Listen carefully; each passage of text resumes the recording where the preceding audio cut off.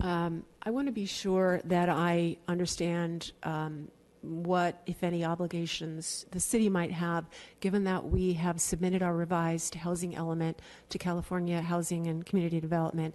And in that plan, we indicate the proposal to develop X number of housing units at this location. If we approve this agenda item tonight, that will no longer be a correct fact. Do we have to pull our housing element and revise it? We didn't count this site.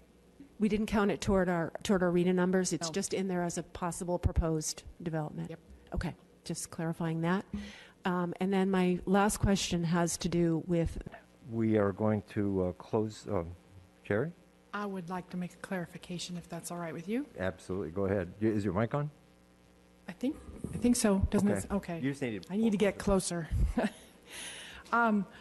Commissioner Neville, I need to owe you an apology. I think I misunderstood your question or it just wasn't clicking right.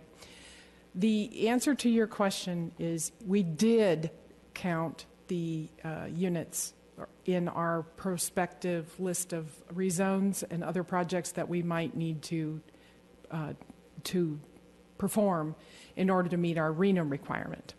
However, that doesn't mean that the applicant can't come in and do this project because the use is a permitted use. And so what we will then have to do is make up those units somewhere else in the city when we are looking at the rezone as a whole.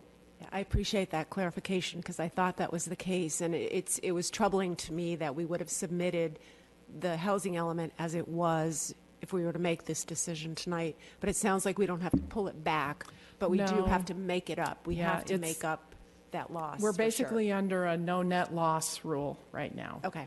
So we have, when we do all the rezones, which we will be working on later this year, we will identify the number of units that have to be built on each of those individual sites that we're going to be rezoning, and then we'll be quote unquote stuck with that unless we make up a rezone somewhere else in the city. Right. Thank you.